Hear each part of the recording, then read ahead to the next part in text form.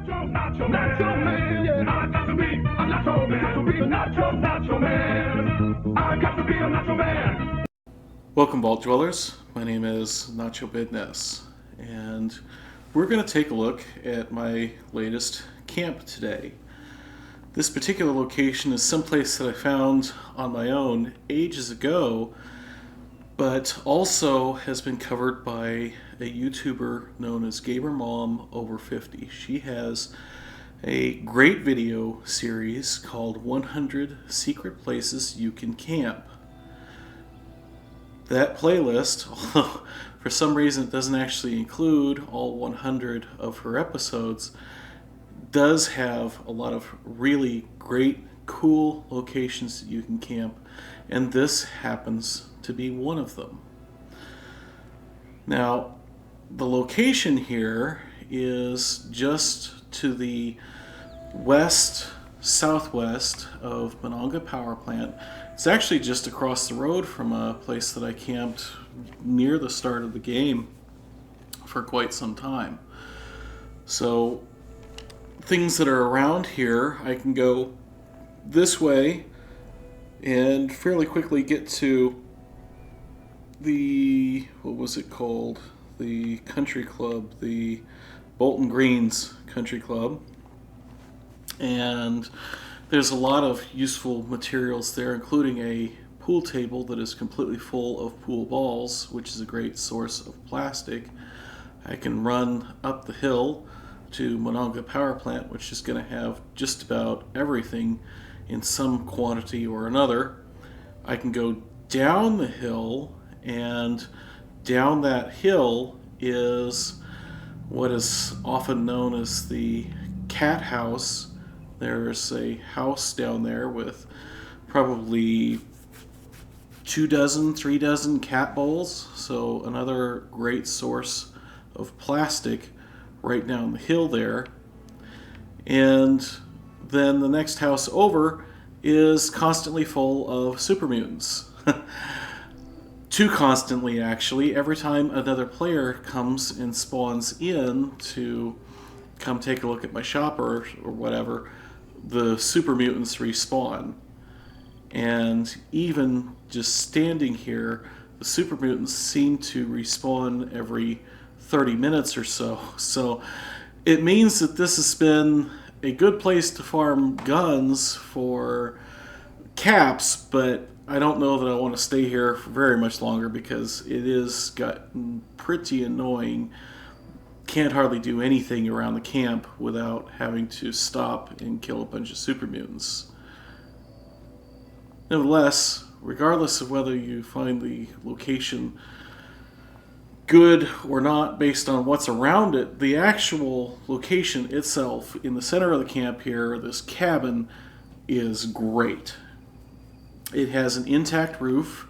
It has a really nice deck outside, and otherwise has a lot of great things going for it that makes it kind of fun and interesting to build here. You're doing less building and more decorating, so if you're not a fan of the way that the build system works in the game, this might be a good place for you.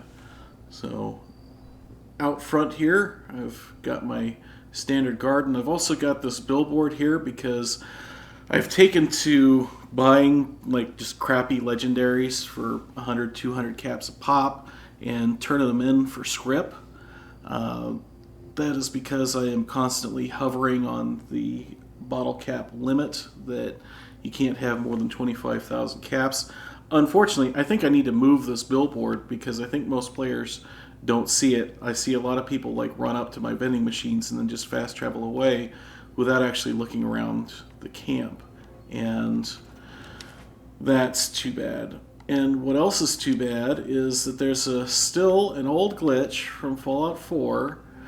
It's very irritating that these spotlights a lot of times don't spawn working. And so you have to disconnect the wire, reconnect the wire, and that'll make your spotlights start working.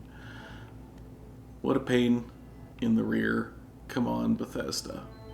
Anyway, Let's just take a quick tour of the outer perimeter here. We've got our Brahmin here that we can milk and also get some fertilizer. That next cabin over, like I said, usually spawns somewhere between 6 and 8 super mutants every 30 minutes to an hour. And got my usual outhouse and my usual code reminder on the inside for my keypad locked door.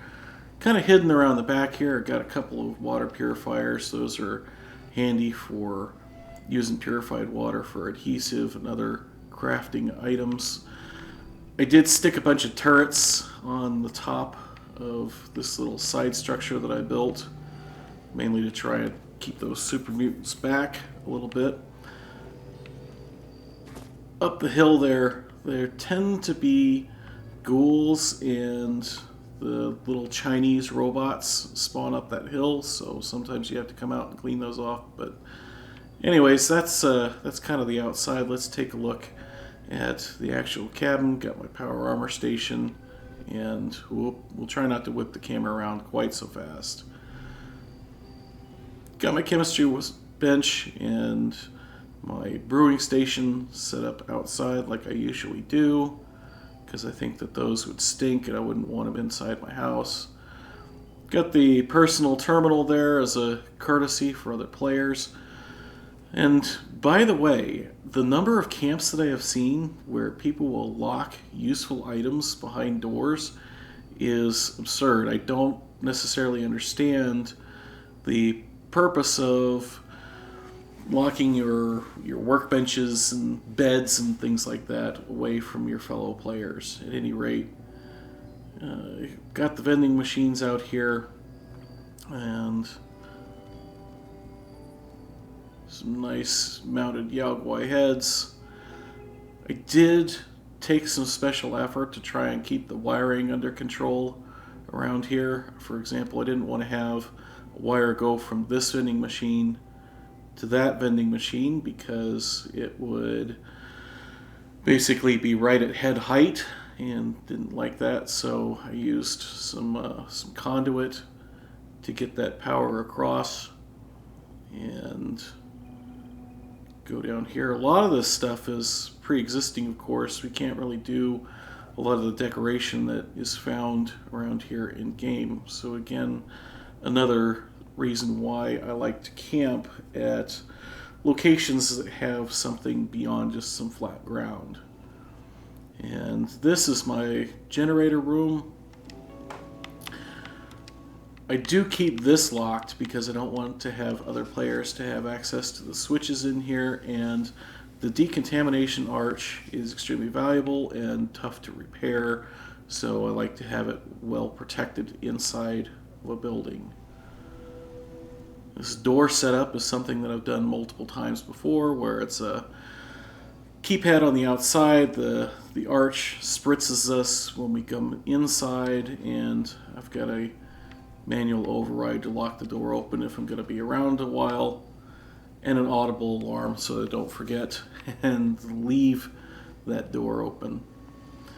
Over here, just got a bunch of switches so I can control everything at my camp. I've got a master that disconnects everything, switch that just controls the stores, so I can turn those off and disappear from the map without having to turn anything else off in the camp.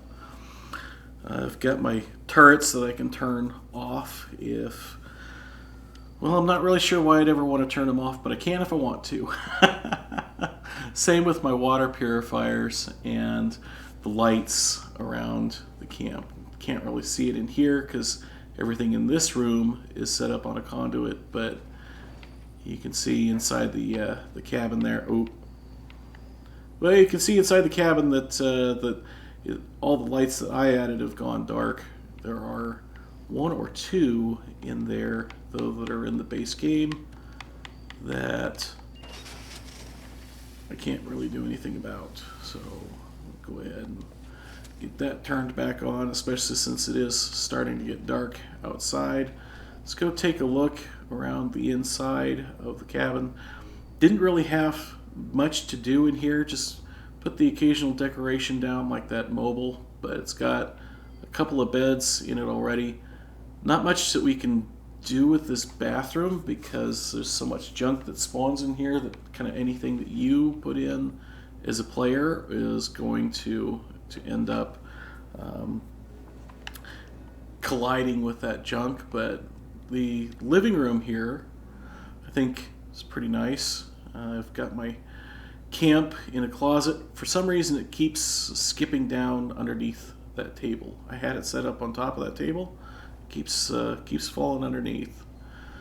But we've got the living room set here. I did add another TV just kind of as another light source, I guess, something else to add some interest to the room. Got a couple of the workstations in here as far as the armor bench, the weapon bench, as well as a number of stash boxes. I like this video game machine over here. I do wish that there is some way that we could make that functional. That would be pretty cool. Got my kitchen over here. Interestingly, this is why you have to be careful about putting things down in a spot where junk spawns. If you're going to build in a building in this game that is pre-existing, do it with all of the junk in place, because I put that cooler down and I put it on this counter and it conflicted with the spawn for that cafeteria tray, and now it's in the ceiling and I can't get it out. It's not going away until I move camps. So just a little tip there as far as be sure to always build with the junk in place. Don't pick the junk up. Just build with everything as natural as possible. Of course, we got I put a stash box pretty much right next to any workstation around my camps. Got ourselves a functional cooking stove in here. There's another one outside, but I just thought this one was kind of nice, shoved in here next to the window where the smoke could go out the window. Upstairs, it was a bit of a fiddle to get the Tinker workbench in here, but I did finally manage to get it in there. You might have noticed that a lot of the items around this camp are on rugs, and that's because only this bare rug counts as something as floor. So to put anything down in here, I had to first put down a rug on the bare rug and then put the item down on top of the rug. So you see there's a rug there, and there's one there. Pretty much everything around here had to be put on top of a rug in order to go down. Just another little thing to be aware of when you're building in these places. Last room is the master bedroom, and would be pretty nice. I mean, compared to a lot of places where I see people with their beds basically outside or under roofs with a lot of holes in them and stuff, this is pretty swanky. The only thing is that there's this bone pile in the corner. I really wish there was a way I could scrap this, because I suspect this stinks. I suspect this stinks real bad, but I just try not to look at it and pretend that it's not there. So that is my cabin camp, and I think that it turned out pretty nice.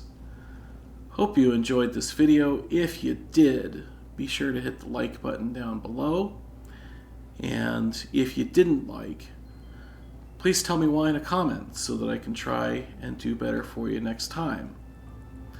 If you're not subscribed, consider subscribing. Until next time, my name is Nacho Bidness, and I'm saying it's a great big wasteland out there. Let's go have fun in it.